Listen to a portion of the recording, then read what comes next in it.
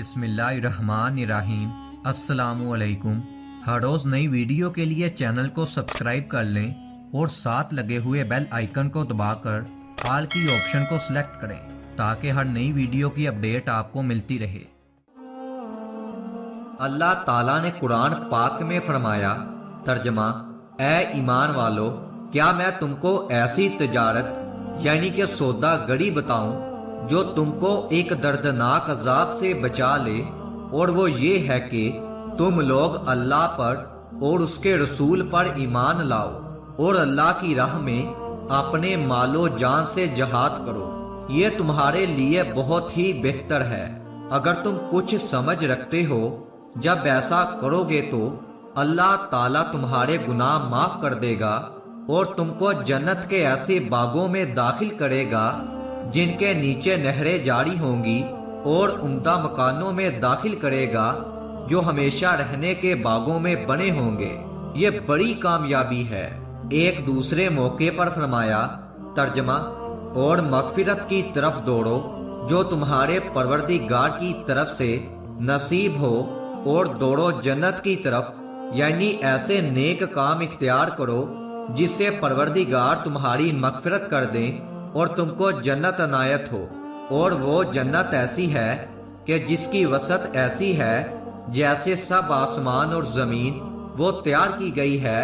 خدا سے ڈرنے والوں کے لیے۔ ارشاد باری تعالیٰ ہے کہ سورۃ یونس آیت نمبر 35، حضرت انس بن مالک رضی اللہ تعالیٰ عنہ فرماتے ہیں کہ جناب رسول کریم صلی اللہ علیہ وآلہ وسلم نے فرمایا، ترجمہ: ایک سردار نے ایک گھر بنایا اور ایک دسترخواں لگایا اور ایک دائی کو بھیجا، تو جس نے اس دائی کو لبیک کہا وہ اس گھر میں داخل ہو گیا اور دسترخواں سے کھایا اور سردار کو راضی کیا۔ پس سردار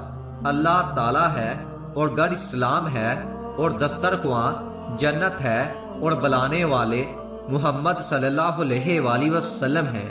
حضرت سہل بن سعد رضی اللہ تعالیٰ عنہ فرماتے ہیں، میں جناب رسول صلی اللہ علیہ وآلہ وسلم کی مجلس مبارک میں حاضر ہوا۔ آپ صلی اللہ علیہ وآلہ وسلم نے اس میں جنت کی توصیف فرمائی، یہاں تک کہ آپ صلی اللہ علیہ وآلہ وسلم نے اس کے اخیر میں یہ ارشاد فرمایا کہ جنت میں وہ کچھ ہے جس کو کسی آنکھ نے نہیں دیکھا اور کسی کان نے نہیں سنا اور نہ کسی انسان کے دل میں اس کا خیال گزرا۔ پھر آپ نے یہ آیت تلاوت فرمائی، ترجمہ: ان کے پہلو خوابگاہوں سے علیحدہ ہوتے ہیں، اس طور پر کہ وہ لوگ اپنے رب کو خوف اور امید سے پکارتے ہیں اور ہماری دی ہوئی چیزوں میں سے خرچ کرتے ہیں، سو کسی شخص کو خبر نہیں جو آنکھوں کی ٹھنڈک کا سامان ایسے لوگوں کے لیے خزانہ غیب میں موجود ہے، یہ ان کے اعمال کا صلہ ملا ہے۔ سورۃ السجدہ 16-17۔ حضرت اسامہ بن زید رضی اللہ تعالیٰ عنہ فرماتے ہیں کہ آپ صلی اللہ علیہ وآلہ وسلم نے فرمایا، ترجمہ: کوئی جنت کی تیاری کے لیے تیار ہے، کیونکہ جنت فنا ہونے والی نہیں، رب کعبہ کی قسم، یہ ایسا نور ہے جو لہلہانے والا ہے، ایسا پھولوں کا دستہ ہے جو جھوم رہا ہے، اور ایسا محل ہے جو بلند و بالا ہے، اور ایسی نہر ہے جو جاری رہنے والی ہے، ایسا پھل ہے جو پکا ہوا تیار ہے، ایسی بیوی ہے جو بہت حسین و جمیل ہے، لباس ہیں جو بڑی تعداد میں ہیں، سلامتی کے گھر میں رہنے کی جگہ ہے، ہمیشہ کے لیے میوے ہیں، سبزہ ہے، خوشی ہے، نعمت ہے، حسین اور بلند مقامات میں۔ صحابہ کرام نے عرض کیا، ہاں اے اللہ کے رسول، ہم اس کے لیے تیار ہیں۔ فرمایا کہ انشاءاللہ کہہ لو، تو صحابہ کرام نے انشاءاللہ کہا۔ حضرت ابن زید فرماتے ہیں، آپ صلی اللہ علیہ وآلہ وسلم نے ایک آیت کی تلاوت فرمائی، یہ جس وقت نازل ہوئی اس وقت آپ کے پاس ایک سیاہ فام آدمی بیٹھا تھا جو آپ صلی اللہ علیہ وآلہ وسلم سے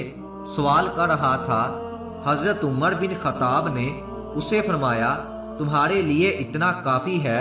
حضور صلی اللہ علیہ وآلہ وسلم پر بوجھ نہ ہو۔ تو حضور صلی اللہ علیہ وآلہ وسلم نے فرمایا، اے ابن خطاب، اسے چھوڑو،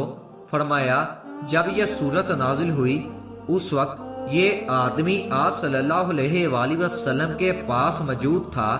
جب آپ نے یہ صورت اس کے سامنے پڑھی اور جنت کے حالات پر پہنچے تو اس نے ایک دم چیخ ماری جس سے اس کی روح نکل گئی۔ تو جناب رسول اللہ صلی اللہ علیہ وآلہ وسلم نے فرمایا تمہارے ساتھی یا تمہارے بھائی کی روح جنت کے شوق نے نکالی ہے۔ قرطبی صفحہ نمبر 439۔ حضرت انس رضی اللہ تعالیٰ عنہ سے روایت ہے کہ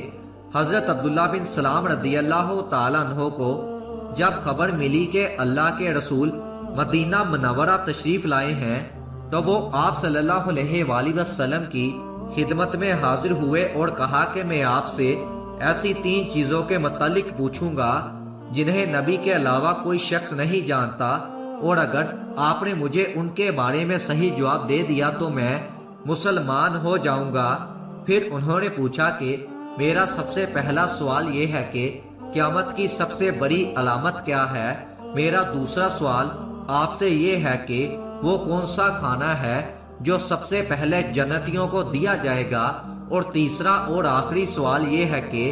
کس چیز کی وجہ سے بچہ اپنے باپ کے مشابہ ہوتا ہے؟ آپ صلی اللہ علیہ وآلہ وسلم نے اس کے سوال سن کر فرمایا تمہارے ان سوالوں کے جواب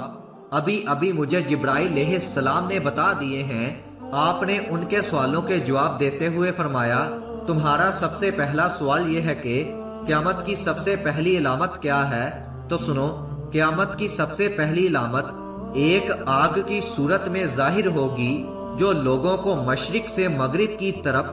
ہانک کر لے جائے گی۔ تمہارے دوسرے سوال کا جواب یہ ہے کہ سب سے پہلا کھانا جو اہل جنت کی دعوت کے لیے پیش کیا جائے گا وہ کیا ہے؟ سنو، سب سے پہلا کھانا جو اہل جنت کی دعوت کے لیے پیش کیا جائے گا وہ مچھلی کی کلیجی پر جو ٹکڑا لٹکا رہتا ہے وہ ہوگا۔ اور تمہارا تیسرا اور آخری سوال یہ ہے کہ بچے اپنے ماں باپ سے مشابہ کیوں ہوتے ہیں؟ تو سنو، بچے کی مشابہت کا جہاں تک تعلق ہے تو جب مرد عورت سے قربت کرتا ہے تو اس وقت اگر مرد کی منی پہل غلبہ کر جائے تو بچہ مرد کی شکل و صورت پر ہوتا ہے، اور اگر عورت کی منی پہل کر جائے تو پھر عورت کی شکل و صورت پر ہوتا ہے۔ اپنے تمام سوالوں کا جواب سن کر حضرت عبداللہ بن سلام رضی اللہ تعالیٰ عنہ کلمہ پکار اٹھے، اشہد ان لا الہ الا اللہ، میں گواہی دیتا ہوں کہ اللہ کے سوا کوئی معبود نہیں اور وہ اپنی ذات میں اکیلا ہے، اس کا کوئی شریک نہیں، اور میں گواہی دیتا ہوں کہ محمد صلی اللہ علیہ وآلہ وسلم اس کے بندے اور رسول ہیں۔ باحوالہ بخاری 3329۔